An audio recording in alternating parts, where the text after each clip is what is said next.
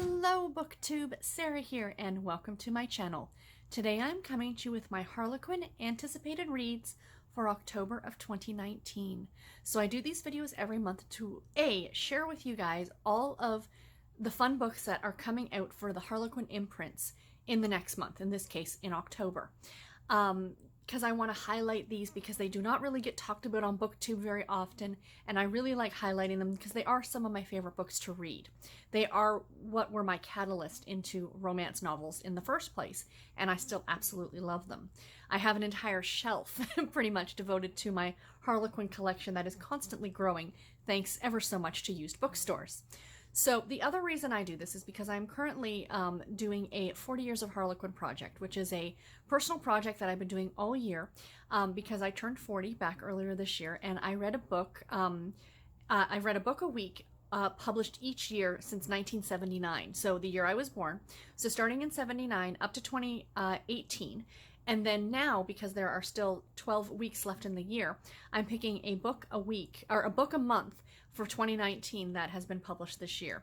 So essentially what I need you guys to do for me is listen to all the books I'm going to talk about and let me know in the comments below which book you think I should pick to read for my October book for this project. The book that won for September, you guys, this one overwhelmingly was voted on, was When You Least Expect It by Helen Lacey. So this is the one that's going to get read for September. This one will, I think, be read in December of this year. And this is a second chance romance about a couple who were married. I don't know if they're officially divorced or whether they're just separated, but then she ends up pregnant after they kind of have a last, hurrah together, and then need to kind of decide where their relationship is going to go. It sounds delightful. I'm very much looking forward to it. And yeah, thank you very much for picking this one for me, you guys. So let's get into the books for October. So we'll start off with the Harlequin Desire line. The book that I picked, so these are all what I consider to be my favorite books of each of the imprints coming out each month, is Christmas Seduction by Jessica Lemmon. This is book number 4 in the Bachelor Pact series. So in this book, our main character, Tate, is our male lead, and Hayden is our female lead.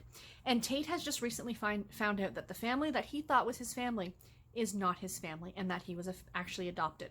So he has been taking yoga instruction through Hayden, who is a yoga instructor, and they've become friends, and I guess more like friends with benefits, if you will. And he has agreed to go and meet his birth parents over the Christmas holidays. And she agrees to go with him kind of as a buffer in a way. And but she's going to go as his fake fiance. And of course, fake might turn into real. That's where this story is going to go. It sounds delightful. It's a Christmas book. This one is definitely one that would end up getting read in December. And I did try and look at some more holiday books because my goal would be to have all the books that I read in December be holiday themed. That's not necessarily going to be the case with some of the arcs that I have to read in December. But regardless, I'm still trying to fit as many Christmas books in as I can. But I love the cover of this one. I love the fake relationship story trope. This one sounds like a lot of fun. Next up, we have a Harlequin heartwarming novel, and this is Keeping Her Close by Carol Ross. This is book number 3 in a Pacific Cove romance story. Our male lead in this story's name is Kyle, and our female lead is Harper. And Kyle is a former Navy SEAL turned bodyguard, and it's not explained why, but he has been hired to keep Harper safe from whatever it is that is. I don't know if it's somebody's coming after her or she's in hiding or what have you. But he kind of has a personal stake in this as well because Harper is his best friend's ex-fiance. I don't know if the best friend passed away. His late best friend. So yes, his best friend had passed away. So he's kind of, keeping her safe for his best friend. Now, I don't know whether she knows who he is. That could add an entire other element to the story. But this one still sounds really interesting and definitely one I would like to read. Next up, we have a Harlequin Historical, and Harlequin Historicals do these every year. They put out like little anthologies of 2 stories that are holiday themed. They used to do it where you would get like one from each of the major time periods, like a Regency, a Western, and a Medieval. But now I think that they do it so like this month we'll get our Regencies, and then I think next month, I'm hoping, fingers crossed, I haven't looked ahead to see yet, we might get our 2 Western stories. So these are just 2 anthologies, and the entire anthology is called Invitation to a Cornish Christmas. And there are 2 stories in here. The first one is called The Captain's Christmas Proposal, which is by Marguerite Kaye, very favorite author of mine. And the other one is called Unwrapping His Festive Temptation by Bronwyn Scott. Again, another favorite author. 2 little stories in one anthology. They're both festive themed. I absolutely love it, and I think this one would be a delight to read. Next up, we have a Harlequin intrigue novel, and this is Marshal on a Mission by Ryshia Kennie, I believe is how you say her name. And this is book number 2 in the American Armor series. And our female lead in this one's name is Cara. And she is on the run from a gang. I think, what does it say? They stalk her from Colorado to New Mexico. And a U.S. Marshal by the name of Trent is gone to find her and bring her home. And of course, along the way, they're going to run into some problems.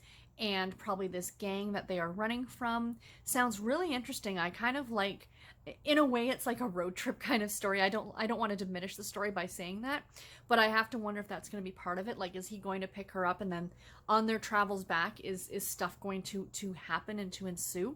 I think that would be really, really interesting. But yeah, I do love the Harlequin intrigues, and this one sounds like it would be fantastic. Next up, we have a Harlequin romance story, and this is Cinderella's Prince Under the Mistletoe by Cara Colter. I really, really like this author. She does some very, very sweet romances. They are highly enjoyable, and this is the first book in a Crowned by Christmas story. So in this story, our main male lead by the name of Luca has just found out that he is not actually the crown prince to this small fake country. And he is on a mission to go up into the mountains to find his long-lost sister, who I guess is heir to the crown. So when he goes there, he meets her housekeeper named, what is her name? Excuse me. Imogen? Imogen. Did I say that correctly? Probably not. I do apologize. But of course, he kind of starts to have feelings for this housekeeper, and they are maybe playing house, if you will. I guess it sounds like there's going to be a snowstorm, and they're kind of stuck together, and you know, at this place. And yeah, and then the story will go from there. Sounds delightful. Sounds festive. Sounds Christmassy. I love it. You know, the class differences is always kind of a fun thing to read about, that trope. And yeah, I really, really like this one, and the cover on this one is just stunning. Next up, we have a Harlequin romantic suspense, and this is Reunited by the Badge by Deborah, Fletcher, Mello. This one sounds super interesting. So our male lead is a doctor by the name of Paul, and our female lead is Simone, and she is a police officer.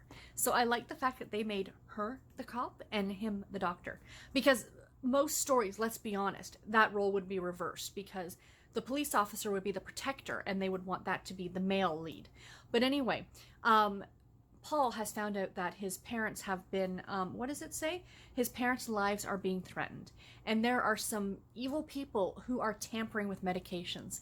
As someone who has spent a fair amount of time in hospitals, fair amount of time with doctors, and takes a fair amount of medications, let's be honest, the thought of somebody tampering with medication is terrifying to me. Absolutely terrifying. You know, that is such a real world problem. It's not, you know, something that could happen to anybody is what I mean. And, you know, this one just sounds totally interesting. I love to see how this turns out. This is definitely one, regardless if you guys pick it for me or not, that is going to get purchased and read at some point, because it just sounds super interesting. And it is a standalone novel as well. Next up, we have a Harlequin special edition, and this is Bridesmaid for Hire by Marie Ferrarella. This one sounds delightful. It is part of the Matchmaking Mama series, which I think it's like book 14, but this is not a series you have to read in order. They all just happen to be something to do with matchmakers. So our main character, Gina, she almost was a bride, but she said no. And now she hires herself out as a bridesmaid for hire. And essentially, I guess what she does is she helps the bride with anything that she really needs.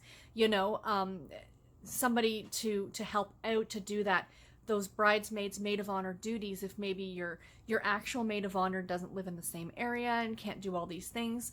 So anyway, she gets hired to do this wedding, and it turns out that the guy that she was going to marry is actually doing the wedding cake. And of course, the two of them are going to be thrown back together again. It sounds delightful. That cover jumped right out at me. It looks so fun and so flirty and so much, I love all the things about it. And I love this author, and I think this book would be absolutely fantastic. Next up, we have a love-inspired book, and this is Their Christmas Prayer by Myra Johnson. Now, the love-inspired series, if you are new and you are not familiar, are Christian romances. Some of them are more Christian than others, if that makes sense. Some of them are a bit more, and I'm not using this term in any sort of derogatory way, but a little bit more preachy than others. I have a feeling this one might be one of them, but the story still sounds really, really interesting to me. So it's actually about a pastor by the name of Sean, and he is excited about his next assignment. He's going overseas on a missionary mission as a missionary. And before he goes, though, he is helping a local woman in town by the name of Brooke do the Christmas outreach program at their local church. So anyway, throughout the course of the story, the two of them, of course, start to fall for each other, and romantic feelings are there. And now he's kind of got to decide, is he going to go and leave her and go on this mission, or is he going to stay in town and stay, you know? So it is, in a way, it's deciding between love and faith, in a way. And I really like that aspect of it. And that's what kind of drew me into this story. Because regardless of what your personal religious beliefs are, you know, if you're being called, you know, spiritually to do something, you know, which one trumps the other? Do you know what I mean? And I'm really interested to see how this one would be handled. So yeah, I am excited about reading this one. And the last book I'm going to share with you guys is a love-inspired suspense novel. So again, another Christian fiction novel, but this one is suspenseful. And this book is called Alaskan Christmas Cold Case by Sarah Varland, excuse me. So, those of you who've been watching my channel for a while might know exactly why I picked up this one, and if you know why, that's why we're friends. For those of you who are new, Alaska is catnip to me. Anytime I hear about Alaska being in a novel, I immediately want to read it. I am obsessed. I don't know why, but I love reading books set in Alaska, so this one totally is in my wheelhouse. So this one is about a serial killer who is on the loose in a small town in Alaska. And is she a local cop? She's a state trooper. Her name is Erin, and she is getting the help from the local police chief named Noah.